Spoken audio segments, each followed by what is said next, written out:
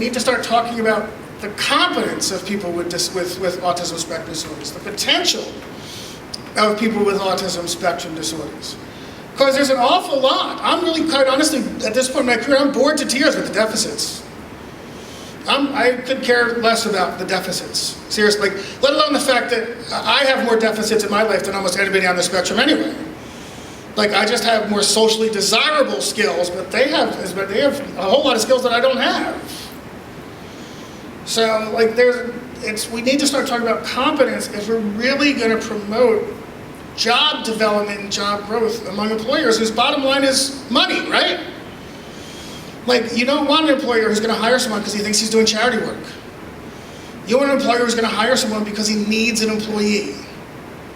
And until we shift that dynamic, that's always going to be our first impression.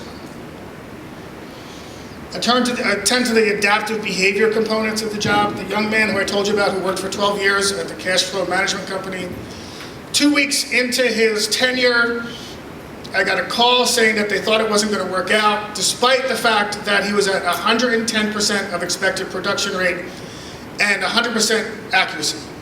So he's working faster than they wanted him to with 100% accuracy, but they were going to let him go.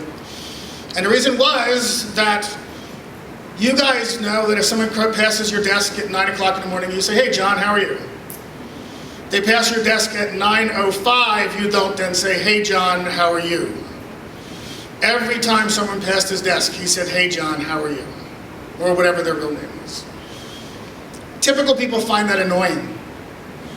So within the first week, people were going out of the way to avoid his desk. It was disrupting the whole flow of the office, all of this sort of stuff. When we find out what the problem is, we could come in. We just use digital cameras to make a list of his coworkers. He could check off when he said hi to people. When he saw somebody coming, he'd check his list. If he hadn't said hi to him yet, he'd get ready to say hi. If he had said hi, he'd be like, and go back to work. But then he started to work more hours because he was doing so well.